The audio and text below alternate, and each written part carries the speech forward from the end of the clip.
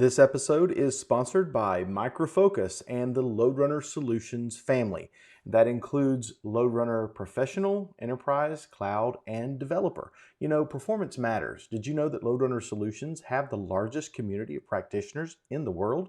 Join that community at community.microfocus.com, scan the QR code, and check out the LoadRunner family page on performance engineering, as well as their YouTube playlist that we've got links for in the show notes on smcjournal.com as well as YouTube. This episode is sponsored by Performance Lab.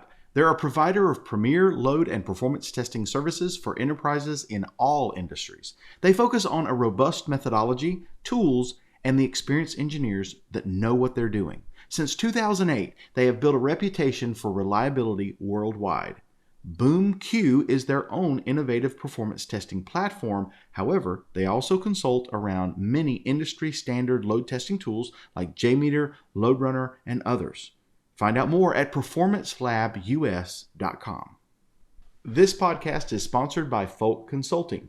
They offer high-quality consulting services around application performance management and operational monitoring of system performance. Ryan Folk and his staff of highly experienced consultants can handle any of your needs around application delivery management, analytics, application performance testing, monitoring, and digital management. Find out more at folkconsulting.com.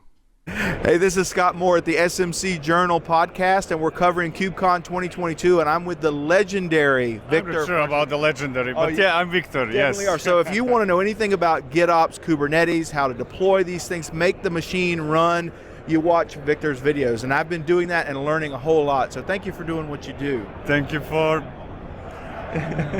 keeping up with me. Well, awesome. So this is really the place to be. I'm learning a lot about Kubernetes and a lot of the companies I hadn't even heard of before, and even the cloud native initiatives. I'm learning so much. This is probably your playground, right? Yeah, this is my playground. Yeah. Right now I'm in in Barcelona we have those in parks, those areas for doggies. Yeah. You know, this is my kind of like. I get it. Me to run around. So I'm here as a guest at the Akamai booth, and we're talking about automated performance tuning of Kubernetes deployed apps and other things. But I just wanted to get from your mindset. I know you're not a performance engineer, but where does performance play a role in what you do, and where do you think of it? Where does it fit inside of your mind?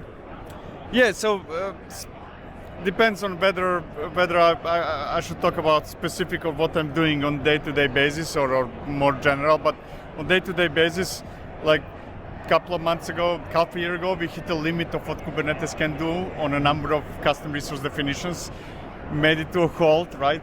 Discovered that in production. And fixed it, right?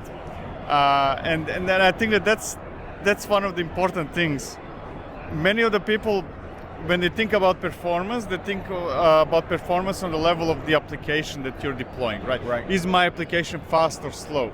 But that's a tiny piece of what affects performance, right? It could be Kubernetes itself, it could be the nodes, it could be the networking, it could be a bunch of other things. And since we're all living in a open source or open core type of era, that means that very often if you want to fix performance problem yourself, you need to actually fix it somewhere else, not necessarily in your application, kind of. Right. Because we had that situation, hey, Kubernetes is too slow for our use case. How do you fix it? Create a pull request to Kubernetes itself, not to our applications, right? Just write it to do what you want it to do. Exactly. Put something back. Right. So when I think about performance, I start at the end user experience. Like you could have all this massive infrastructure, the network is amazing, the database is fast, everything is cool, but if the user is sitting the spinning wheel, then what do so you have to combine all that back-end technical stuff that we like with what the end user sees, right? So do you think about that as well?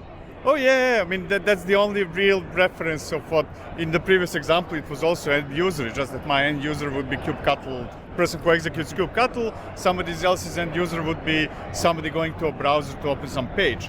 But the logic is still the same, right? If I need to wait more than, I don't know, half a second for something to happen, I'm going away, I'm going somewhere else. Right. And the challenge there is really like if I use your example of that clock turning around, right? that can be caused probably in like 50 different places, right? You do not know necessarily which application is causing that, because we are not in a monolithic world anymore, right? Right. Kind of like, that's when we start talking about distributed tracing. Can you figure out in all the chain of all those where the request is going through, where it's really, where is the bottleneck and all those things. And then it's extremely challenging because we are not talking about a performance of an application. Right. It's of a system, right? And the system used to be there all the time. Now it's only there maybe for a few minutes and then it goes away. So Exactly. doesn't that mean that it makes observability so much more important today because of that? Extremely, extremely much more important.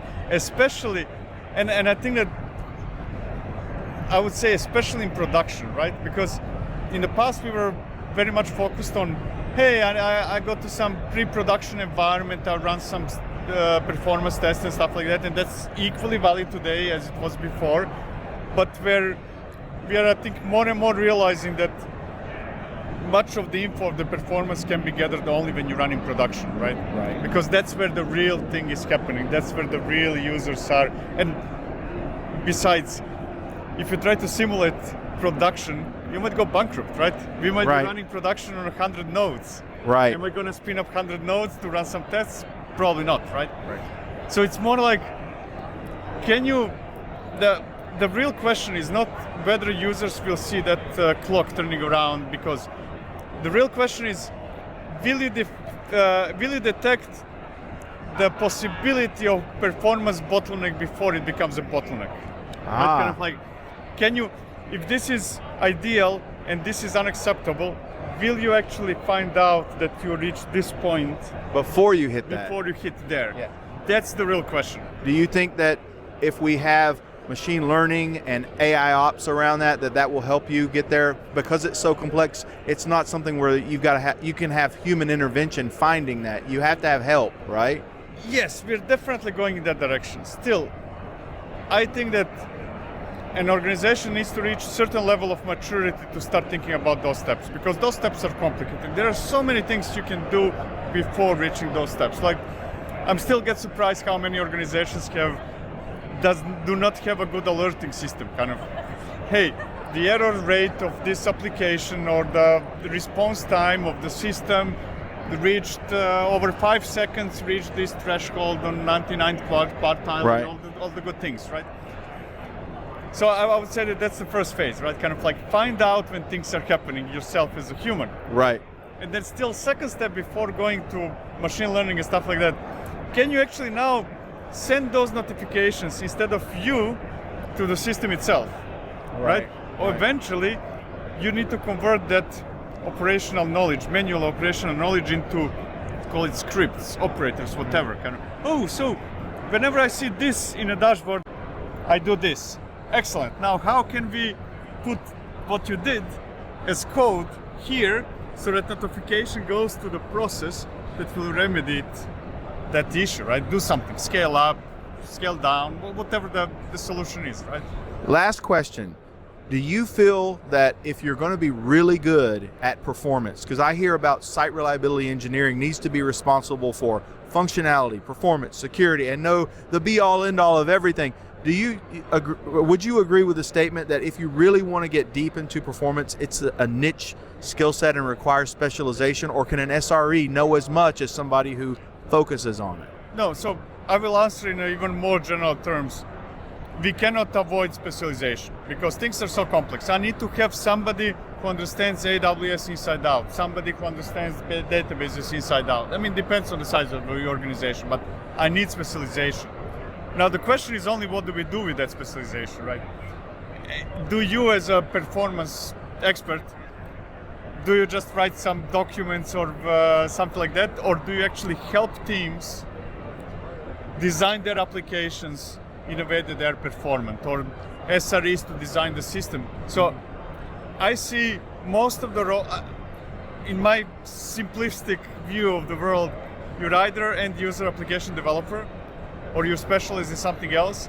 And when you specialize in something else, your main job is to help those application developers do the right thing from the very start. I completely agree, and I believe a good performance engineers should be able to handle addressing performance in the entire life cycle, whether that's development, operations, or anywhere in between. Exactly. But that's their only focus. They know that, but don't ask them to do a security penetration test for you, because that's not their area. But the same thing is, you're not going to ask security penetration tester to do performance, right? We have different specializations, and as long as we work towards the common goal, which is enabling an application to do the right thing, be secure, be performant, and all the stuff, right? Awesome. Thank you so much for being on the podcast today. Thank you for having me. And thank you for joining us for our KubeCon coverage of KubeCon 2022.